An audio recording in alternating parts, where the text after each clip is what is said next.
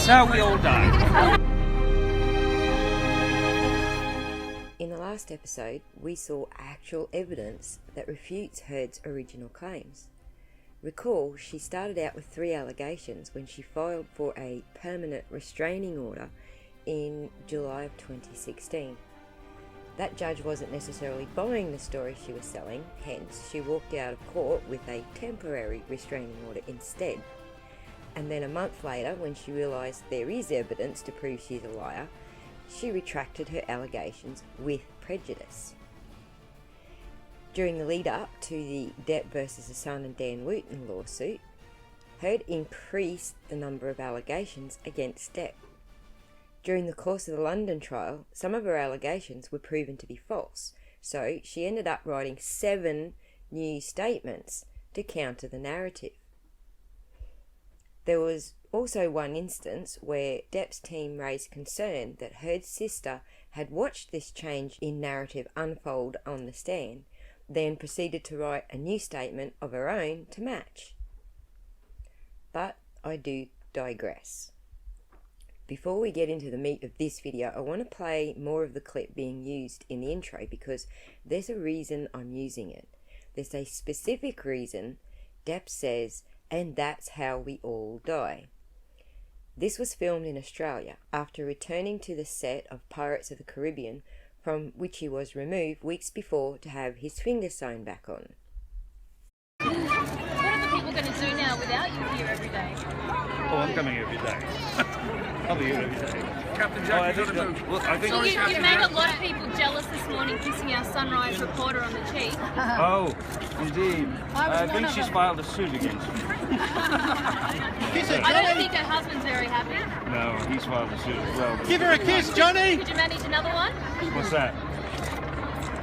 Hey, Johnny, I saw... Your husband's going to be very angry. Where's my kiss? Johnny? Thank you! And that's how we all die. Now, let's grab a screenshot of that right hand, shall we? And here you can see his finger is still bandaged. Put this injury together with his words, and what we have is Depp admitting publicly that his wife is jealous and possessive. Anywho, let's get into Heard's 2016 deposition to see how it differs from what she's saying today. Basically, I had a pretty nasty injury.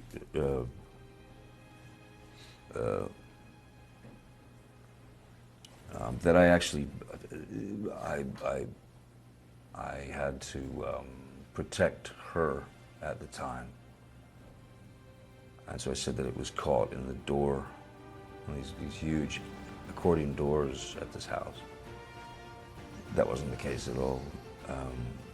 She smashed, she threw a vodka bottle at me. And my hand was resting on the marble of the bar like that. And the first bottle went just past my ear. And the second one was a larger bottle, and she threw it from about this distance. And it smashed into the bar, which, and this finger, who I now call Little Richard, was the tip of the finger was severed, and all the bone in here was completely shattered. I mean, it looked like Vesuvius. And then I got infections. I ended up with MRSA twice, so it was very complicated. I was trying to just get the finger back, you know, and deal with the insanity of having had my finger chopped off by this woman that I was married to. I don't recall any of that stuff. When I was down, or when the film was, or when I was off, not being able to work because of the severity of the injury, I had to go back to Los Angeles and have surgery. So most of the time, what I was dealing with was just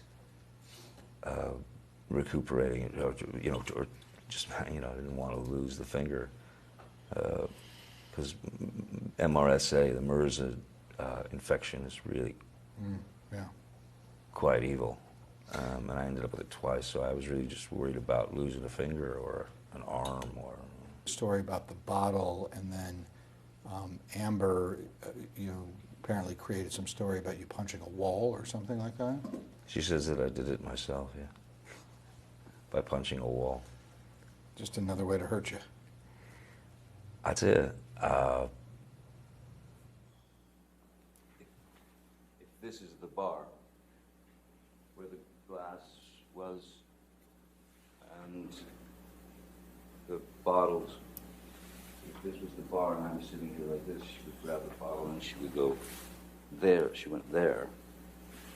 And so I was leaning like this in the chair, looking at her. First bottle went, then got the other bottle, shot, takes the second bottle, which is the larger one. I'm in this position again, and my hand is on the edge of the bar, like that, leaning over, the fingers like that, and she threw the large bottle, and it made contact and shattered everywhere. And I honestly didn't feel the pain at first at all. I felt no pain whatsoever. What I felt was, I felt heat. I felt heat, and I felt as if something were dripping down my hand, and then I looked down and realized that the tip of my finger had been severed, and I was looking directly at my bones sticking out, and the meaty portion of the inside of your finger, and blood was just pouring out.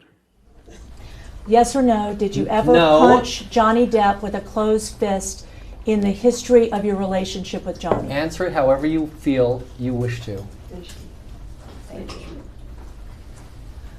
One time, Johnny was hitting me, and he was hitting me hard and repeatedly, and I was screaming. Security walks in, and they don't do anything about it. And he makes this motion when Jerry Judge yells "boss," or Sean, I can't remember who it was, and all we had was a little bit of separation, and my sister runs down the stairs. We're on a landing in between two flights of stairs. To answer it the way she wants you to answer it. He was about to push my sister down the stairs. She was attempting to break us up. I am protective over my baby sister. When he laid hands on her, I don't know what I did, but I know I jumped in between the actions that I saw could lead to a fatal injury to my sister. She was standing on the top of a flight of stairs, and she has never hurt anyone in her life, and she does not deserve to be pushed down the flight of stairs. And it looked like she was about to be. And I would have done what anybody who has a child or a sister would have done. I acted defensively in her life. I saw her standing on top of a flight of stairs and trying to interrupt a fight in between him and I. I don't know what part of my body I put in between me and him and her. But I would have done anything. I would have done anything to prevent her from being pushed down a flight of stairs. Upstairs in penthouse 3, and we kind of get into how do you describe it? Pushing each other, And I just remember being so mad at him for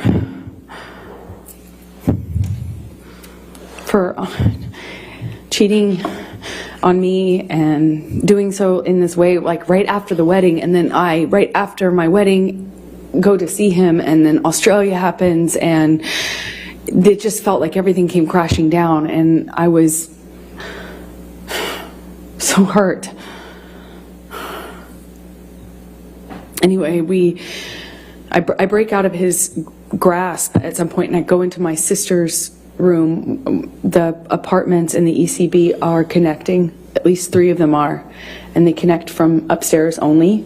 So you could get from Johnny and I's apartment into the neighboring apartment where Whitney, my sister, was staying at the time, and then you could go from that apartment into penthouse 5, again still on the top floor.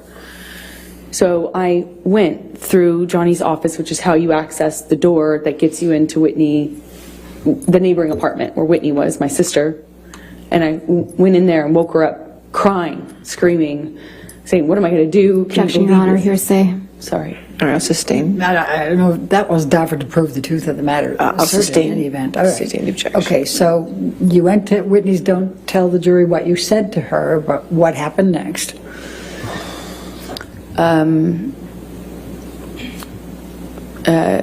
Johnny comes into penthouse 4 and grabs me. I don't know why. I don't know what he was doing, but at one moment I'm aware that my sister's somewhere nearby, and I thought about that. I just remember thinking about that, and he, I remember getting kind of free from Johnny, and he left, or he walked out of the room. When you say free from Johnny, what, if any, connection did you have? The physical connection before that? Well, I mean, I'm, trying to stand up for myself, and Johnny would, at that stage in our relationship, he would just throw me, shove me, hit me in the face. I mean, it was just like, all I could do is just try to fight back, or try to not get more hurt than not doing anything would have certainly left me.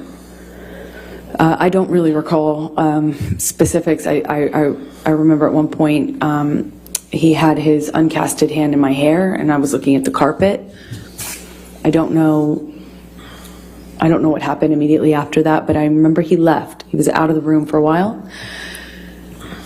I don't know how we got into, I think I heard him in P5. Again, this is the neighboring apartment of that. So there's P4 in between, and P5 is the corner. And that apartment was empty, basically. And so I used it, the top bedrooms, the bedrooms on the top floor as my closet. And I had all these clothing racks and shoe racks and stuff like that in there.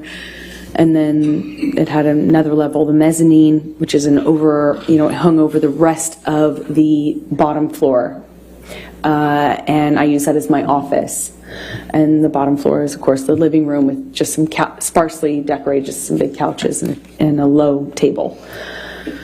And I I hear him in Penthouse 5.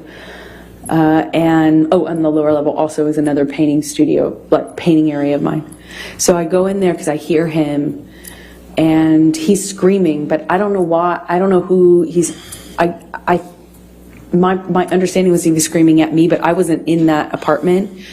I could hear him, and when I heard him, I came into Penthouse 5, and I have to go down the stairs, and I went down the stairs to the mezzanine level where my office was, and I could see him and a security guard and Debbie, the nurse, and he was sitting on the sofa when I first walked into the room, and he kind of stood up, was drinking Red Bull and screaming at me, and Debbie came up the stairs because I'm screaming back at him. She came up the stairs, I think.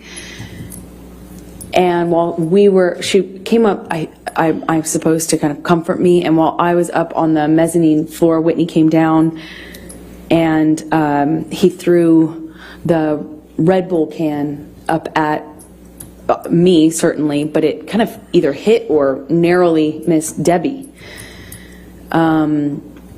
And I said I called him a pussy and said something about, I'm screaming at him angrily. I at least called him a fucking pussy. I don't know what else I said, but I was screaming at him because he threw this can at me and everything else that had happened. And when I did that, he bolted up the stairs. And, there's only, he was up the first flight of stairs. Again, I'm on the mezzanine, which is in between two flights of stairs. He bolted up the steps. And I don't know how he managed to get his hand in my hair so fast, but he had his hand on the back of my head, my hair, and kind of was yanking me down and hit me in the face with this cast he had. I just remember this brief struggle we had before we kind of break away. Whitney, my sister, all of a sudden put herself in between Johnny and I. She just threw herself like in the line of fire or whatever. She just all of a sudden was there and was trying to get Johnny to stop. Her back was to the staircase and Johnny swings at her and I just see my little sister with her back to the staircase, and Johnny swings at her, and I don't even wait for any other, I don't hesitate, I don't wait, I just in my head instantly think of Kate Moss and the stairs, and I swung at him. In all of my relationship to date with Johnny, I hadn't landed a blow. And I, for the first time, hit him. Like, actually hit him. Square in the face. He didn't push my sister down the stairs. And all my time of being in that relationship to that point, hadn't even landed one on Johnny. Sure, I had tried to fight back, threw my arms, flailed my arms, hit whenever I could to try to block blows myself, but never landed anything. And Johnny kind of looked stunned and then laughed at me and then lunged at me again. And before I know it, security stepped in between us and pulled Johnny away. And I went upstairs with my sister, and we locked the door, and I could just hear all this commotion happening in Penthouse 5. I could hear him raging, destroying my things. I could hear it. And at some point I saw it the next day. As you may know, Johnny Depp is suing ex-wife Amber Heard for defamation for her article she penned in the Washington Post, in which she gives herself the title of a public figure representing domestic violence. This obviously referencing her unsubstantiated but very public claims of domestic abuse at the hands of Johnny Depp in 2016. Allegations which she was attempting to use in order to receive a restraining order, multi-million-dollar penthouses, cars, and a whole lot of money. Claims again that were ultimately dropped with prejudice, meaning she cannot refile. This, however, was not finalized until she set for a roughly 7-hour deposition to answer in detail questions about her allegations. As part of Johnny's defamation case, he is now claiming to have been the victim of Amber's physical, emotional, and psychological abuse, and not the abuser she has tried, unfortunately to an alarming degree of success, to paint him as. These claims are backed by eyewitness testimony, documentation, including time-stamped photographs and video, and a myriad of evidence. Since the start of the defamation lawsuit, Amber has been surprisingly silent for someone who claims they will never be silenced. Most recently, she filed a motion for a protective order for any future evidence submitted in the case, basically meaning as the case moves forward, she doesn't want you, the public, to have any sort of access to the information or evidence being presented against her. This comes shortly after she attempted to get the entire case dismissed. Long story short, it failed, and the trial date is currently set for February 3rd, 2020. With Amber's failed motion to dismiss, she submitted no new witness testimony. She recounted previous allegations she had made in 2016, adding details to some and completely changing details to others, contradicting the testimony of her initial allegations.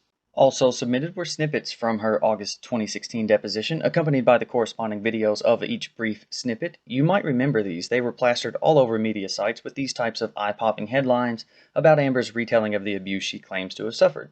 I plan to actually use these in future videos to, believe it or not, help prove my points about certain instances of alleged abuse.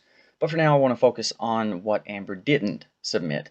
I find it a bit odd that Amber only submitted these seemingly cherry-picked responses and retellings, accounting for about 7% of her entire deposition. So what could possibly be in the remaining 93%? Well, I don't know all of it, but I do know enough. In one of the clips she submitted, Amber is asked a question that requires a yes or no answer. Did she ever punch Johnny Depp in the face? Ever punch Johnny Depp with a closed fist in the history of your relationship with Johnny? Answer it however you feel. If you are familiar with this clip, she will not answer the question, she just tells a story about it. Eventually, minutes later, after a long story about protecting her 30-year-old baby sister Whitney from Johnny, even though Johnny never touched Whitney, Amber preemptively punched him in the face just in case he was thinking about it. That's a long way of saying yes. Yes, she did punch Johnny in the face. She would go on to say this was the only time she ever hit Johnny. I'm going to go out on a limb here and say that Amber Heard does not want you to know that at other points in her deposition, not only does she contradict the haunting retellings of her abuse allegations, but she also admits under oath to committing multiple violent attacks against Johnny Depp, further backing his claims that he was the victim, not the abuser. I don't have the corresponding video to match, but you should know this is from the same document, the official original court transcription that Amber took her snippets from. These words are hers, typed out just as she said them. Here we go. We begin with Blair Burke, representing Johnny as part of his counsel at the time, asking Amber to listen to an audio clip. The short clip is of a conversation between a male and a female. Spoiler alert, it's Johnny Depp and Amber Heard. We have Johnny describing and recounting something that happened between the couple. He said he might have said, "What the f***, because I had just been hit in the head with a door." Then Amber tells him, "I'm sorry I did that." Johnny continues with, "And then I stood up," before the audio clip is stopped. When asked, Amber confirms that the voices on the tape do belong to her and Johnny. She's then asked if Johnny is describing an action where Amber Heard made a door hit him in the head, and you'll notice, much like when she admitted to punching Johnny in the face, there's no such thing as a yes or no question in Amber's eyes, not when it comes to the admission of being the violent, aggressive, and abusive one. Instead of answering, she begins to tell her tale. According to Amber, Johnny was attacking her while she was trying to escape the room they were in. She doesn't specify which room, but we'll get to that. Presumably, once on the other side of the door she was escaping through, she was attempting to shut it while Johnny continued trying to get into whatever room or area she was escaping into. Still not answering the question of what Johnny is describing happened to him in the audio clip, but what's interesting is she must have thought this was all the audio they had of the conversation, which allowed her to tell whatever fantastical story she felt like telling about the incident, and boy was she wrong. She is then asked if, on the audio tape, she told Johnny she was sorry. A rare and simple yes is given. More of the audio tape is then played, and we have Johnny saying, "And then you f***ing clocked me." To which Amber replied to him, "I remember hitting you as a response to the door thing." When asked to confirm that she did say those words on tape, Amber responded yes, but immediately followed with a now altered version of her story she had just told moments ago. Now, in my opinion, this was her first oh crap moment, because now she doesn't know how much audio they have in order to catch her in her lies. So she adds how she was trying to hit Johnny, who she claims was pushing the door into her, not her pushing it into him. She stumbles over her words, but then says it was to get him out of the door to stay in the room. Now, it's not clear at all if this described action is meant to keep him in the room she was escaping from, or keep her in the room she was escaping to. Either way, I still find it odd that she won't specify which room. A woman who has had no issue so far in her testimony using at least simple descriptions like Closer to the bathroom and out of the bedroom door, and we're on a landing in between 2 flights of stairs. In the kitchen, in my closet room, passed through the office. all of a sudden when being asked about violent acts she committed, becomes seemingly intentionally vague and calls every room in the house just the room. After she tells her now altered version of the event, she is asked again directly if, on the audio tape, she told Johnny that she hit him. She will not answer. Even though the tape was played for her seconds ago, she says, I don't know what words I used in that. More audio is then played for Amber. She is telling Johnny she is sorry for hitting him with the door or hitting his head. Yet again, when asked to confirm it, she tries to skate around the answer. She says, I think in that recording I made it very clear that I was sorry that the door hit him while he was trying to get into the room I was escaping or attempting to escape into. But that's a lie. At no point in the audio tape did Amber say anything to Johnny about trying to escape him, but that doesn't stop her from trying to twist it that way, saying something was said in the audio tape that clearly wasn't said. So no, it's not clear from the audio that she was trying to escape. The only thing that's clear so far is that she did hit him in the head with a door. And this is the interesting part. Miss Burke basically allowed Amber to listen to just enough audio to be familiar with the incident, and then gave her an opportunity to tell the truth about what happened. Amber, thinking that was all the audio they had, chose to lie instead. From this point, she is then played a much longer chunk of the audio, enough to hear herself and Johnny describing what really happened. The audio has Johnny recounting to Amber what happened. He was in the bathroom, and she kept knocking, trying to get him to open the door. Notice we now know the room it took place in.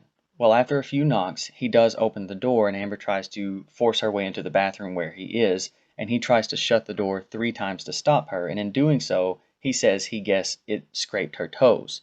Well, this must have angered an already angry Amber Heard, who was trying to get to her victim while he was hiding in the bathroom, because next Johnny describes that he bent down and she either pushed or kicked the door open and into his head, believing more that she had kicked it. Amber is then heard on tape telling him that she didn't know she did that, denying being aware of her actions. He then says she caught the door more open so it would hit him. No longer denying her actions, she now just tells him that she didn't mean to do it. When he continues to describe being bent down behind the door, she tries to tell him that she did not kick or push the door so that it would hit him. So meaning she did it, and she's admitting she did it, but not with the intent of hitting him with it. But she does remember the door scraping her toes. So let's get this straight. While Johnny is describing what happened, she goes from, no, I didn't kick the door open, to, I didn't know I did, to, I didn't mean to kick the door open, to, okay, yeah, I meant to kick or push it open, but not with the intent of hitting you. Do you see what's happening here? Much like her story she uses to not answer questions about moments she was abusive, she says what she wants at first, whatever version makes her the least at fault, or better yet, the victim of the story, hoping that'll be the end of it. Then, when repeatedly presented with the undeniable truth of it, she slowly but surely shifts her narrative before grudgingly admitting to it.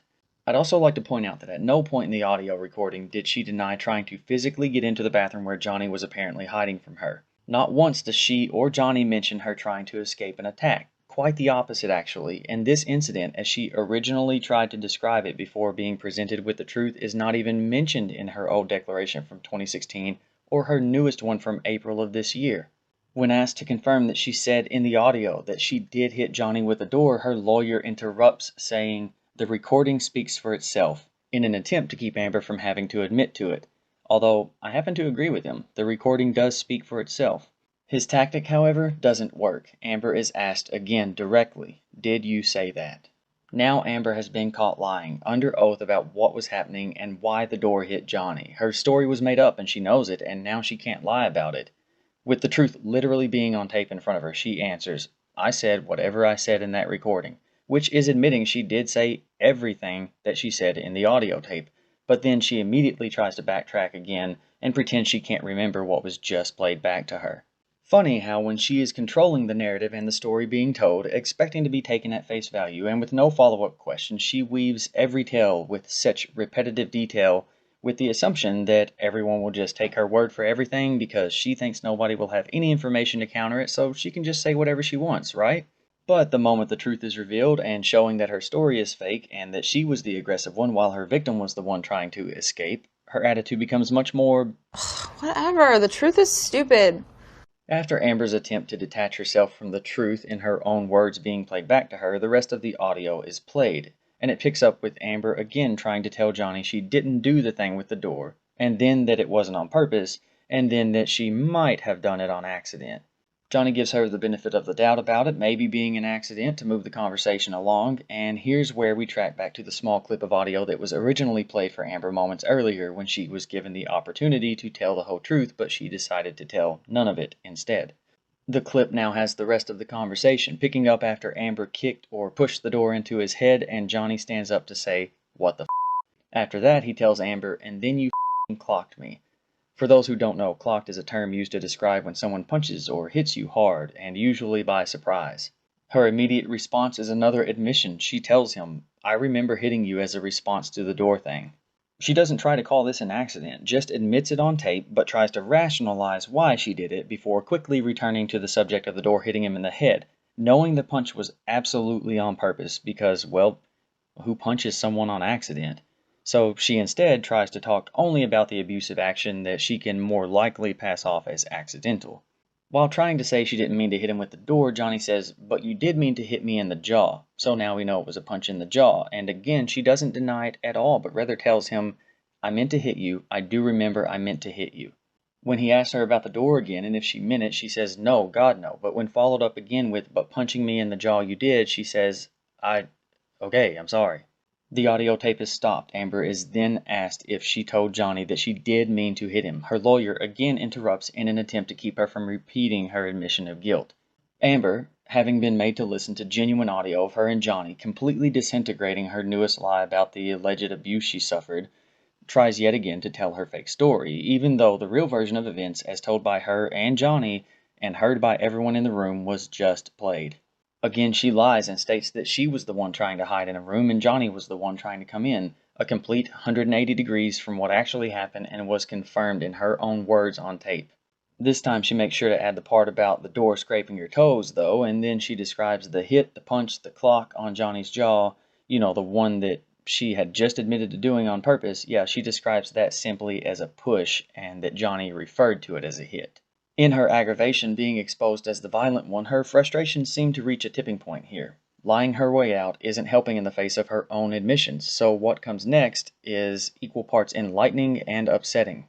She says that whenever Johnny was hit or touched at all, he would refer to it as a way of being punched or clocked or whatever. Before she can be stopped by her lawyer again, she then goes on to say that the last thing you do is get into what the definition of those words mean to him. Well, perhaps she should look at the definitions. The key thing here is she's saying whenever he was hit or touched. I'm going to slow that down for you. Whenever he was hit. Nobody says that unless it's a regular or semi-regular occurrence, and certainly not if it only happened once. Saying whenever he was hit means she did it more than once and is now just annoyed with how he describes it, which leads us to our next statement. She says if he was ever pushed, because now we're adding pushes into the mix of punches, hits, and touches, because why not, that he called it a clock or cold clocked. What she says next is about as cold as it gets. She said, "I mean, he was just very dramatic about everything about it."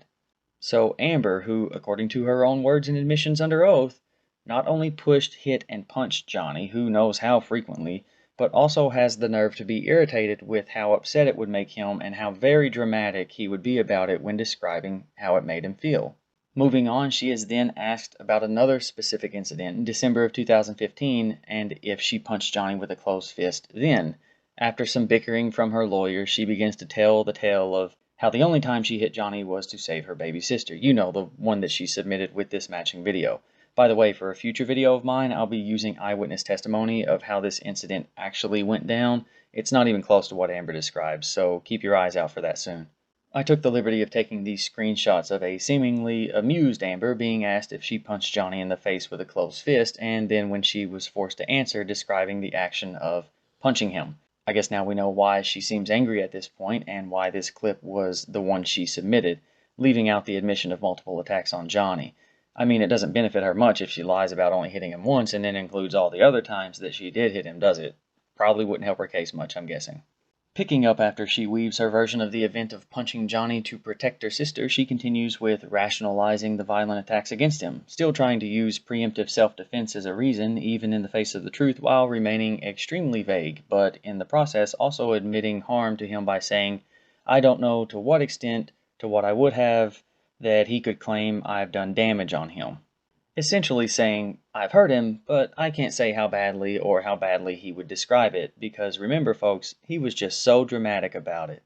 Next, Amber is asked, all while her lawyers try to interject, if she has ever thrown objects that hit Johnny, including a mineral spirits can. And in what seems to me like an attempt to stall for time and gather her thoughts, Amber asked, what do you mean? Even though it's really straightforward, she's asked the same simple question again. Have you ever thrown an object prior to today at Mr. Depp that hit him? Now, if Amber had never thrown an object or objects at Johnny, you would think her answer would be an easy one to give, right? I mean, if the only time she ever hit Johnny was when she was protecting her sister, then she should be able to answer simply, no, I've never thrown anything at him. But her answer is not even close to that. She says, I don't know what has hit him. I don't remember anything in particular about mineral spirits. I believe the people who watch my videos are intelligent and can think reasonably and logically. So, how does that answer read to you when asked if she has ever thrown an object that hit Johnny? Because I'll tell you how it reads to me, and you can tell me in the comments what you think. When Amber responded, I don't know what has hit him, that tells me, just like when she said whenever he was hit, meaning she's done so multiple times, that she has also thrown multiple objects at Johnny, and on so many occasions that she's not, or at least pretends she's not, able to account for the specifics, like which of the many objects actually hit him, which ones missed their target, and what objects she threw of the multiple times she did so. She is then asked if she's ever thrown a bottle or any other object that hit Johnny. Her response is again, I don't know what has hit him, I don't know. How can you not know what you've thrown at someone, or if those objects actually hit a person or not, unless you truly did throw things at them? Interrupting the next question, knowing that more specifics about the truth could be coming like before, but trying desperately to get ahead of it, Amber begins to go on a tangent to explain her violent actions yet again. She starts by saying again that she doesn't know what has hit him or been thrown, so an admission under oath to throwing things, just not knowing which ones actually hit their target. Like earlier, she tries to spin it as preemptive and predictive self-defense. Even though, in her initial filing in 2016 and as recent as her newest declaration submitted earlier this year, she doesn't even hint at self-defense in her testimony, only to punching Johnny one time in defense of her sister and never herself. Not once does she describe pushing, kicking, punching, hitting, or throwing things in her stories or testimony, and yet, here we are. She continues by saying that a lot of the times they would have these conversations afterwards where he would articulate some of his experience. You remember just how dramatic he was about being abused, and she said, some of which I would agree to, before being told by her lawyer to refocus on the question specifically about throwing, I assume before she gets too carried away with admitting too much again. Quick note, if you recall, Amber has alleged that she would often have to tell Johnny about what violent acts he would commit after he got drunk or high, yet here we have admissions under oath to multiple accounts of Amber being reminded what she did to Johnny, with her even saying, some of which I would agree to. She is then asked if she has thrown an object at Johnny, whether it hit him or not. After more objections from her counsel, Miss Burke tells her it calls for a yes or no answer. Amber responds, I don't think it does. Once again, not answering a question unless she can weave a tale around it to make it all okay and make her seem less guilty. Amber, never once mentioning hitting, pushing, punching, or throwing things at Johnny, when faced with the accusations and the truth of them, now wants to add context to her violent actions that up until this moment she was leading everyone to believe never even occurred in the first place. She uses her classic deflecting, discrediting descriptors like he was high, drunk, and up, or that he was well over 100 pounds heavier than her, and that she did whatever she could to defend herself, and that she had no idea what else she could do. After her rant about defending herself against a nearly twice her size Johnny Depp, she is asked, is that a yes or a no? She again does not want to say yes, even though it's the correct answer, so she snaps back, I don't know is what my answer was to you, and I explained it the best I could. So my takeaway from that is, when it comes to reciting allegations of abuse she claims to have suffered at the hands of Johnny Depp, details galore, but when questioned about her own violent actions, she keeps drawing a blank. Not to sound snarky, but how convenient that she never recalls her actions but remembers everything that she claims was done to her in detail. You'll notice that pattern in future videos as I discuss specific individual allegations. From here, she is asked about specific instances of throwing things. In March of 2015, an alcohol bottle that cut off the end of Johnny's finger, and in December of 2015, the throwing of the mineral spirits can. I'll cover both in their own videos in the near future, but spoiler alert, testimony and evidence points to yes, she did those things. After some more complaints from her counsel, Amber again asked for the question to be repeated. She is then asked about the can of mineral spirits that hit Johnny in the head on the island in December of 2015. Can you guess what she did next? You think she answered the question or told a story to dance around it? If you pick door number 2, you are correct, although the answer is still in there somewhere. Amber's story is, while on the island, Johnny had his hands around her neck in the closet. She claims she doesn't know if she pushed him or picked something up, but somehow got away, and while running from the closet to the door to get out, she admitted she did throw something at him. She is then asked if it's true that she threw the paint thinner can that hit him in the head in front of 2 employees, and Amber asked in front of whose employees before answering, "Oh, that's true, I just explained it, I guess," seeming content with her previous explanation and admission under oath to having thrown something that hit Johnny in the head while they were on the island. Her lawyer, however, definitely not seeming okay with his client admitting to it, tells her to explain it again. Miss Burke, having already received the answer from Amber, says, "I'm not asking for anything other than a yes or a no." She asked Amber again if she did or did not throw a can at Johnny in December. Amber, having, I believe, caught on to her lawyer's panic, quickly answers, and falsely this time, with a simple no. A quick and now perjurious response from Amber causes her lawyer to try and slow her down, telling her to wait for him to object, but it's too late. She had already admitted to it, then turned around and lied when asked again before he could object and try to save her from the question. To begin to wrap this up, I want to do a brief rundown of what I hope you've learned today. That Amber Heard, who lied as recently as April of this year, not once spoke of the violence she committed against Johnny Depp, not even insinuating that she was ever violent towards him. According to her, not even to defend herself. And lying about the moment of protecting her sister being the only time she ever hit Johnny while submitting the corresponding pages and video of her 2016 deposition. But now we know, had she only included the pages before and after her heroic tale of saving her 30-year-old baby sister's life, we would have realized that that was a lie right away. Also, I want to add to the fact that none of these violent actions committed by Amber Heard have been mentioned by her in any of her filings. Why not? Is it because she has tried so hard to convince people that Johnny abused her systematically while she cowered in fear of him, never fighting back, only portraying herself as a meek but loving and supporting wife even in the face of the alleged abuse? That she never even hit him, pushed him, punched him, or threw things at him, even in defense of herself? Which reminds me, why do nearly all of her stories begin with Johnny was drunk and high and started an argument, and then the alleged beating occurred with no retaliation or preemptive preventative strike from her, even though it's what she claims was the reasoning for her violent actions? And why is there no mentioned retaliation from Johnny, a man who, according to Amber, would fly off the handle for any delusional reason and beat her violently, but yet, when she admittedly hit him in the head with a door and followed it up with a punch in the jaw or threw things at him, she received no physical retaliation from Johnny? She doesn't even hint at it. Don't you find that at least a little bit odd? We now know that, according to Amber herself in audio recordings and under oath, that she threw so many objects at Johnny that she can't even seem to recall what was thrown or what hit him.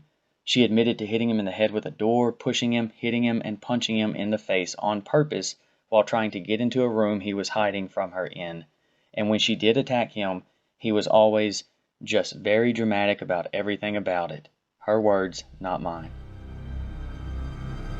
You can always feel free to comb through the hundreds, if not thousands, of pages of documents on the Fairfax County website and see for yourself just how real they are.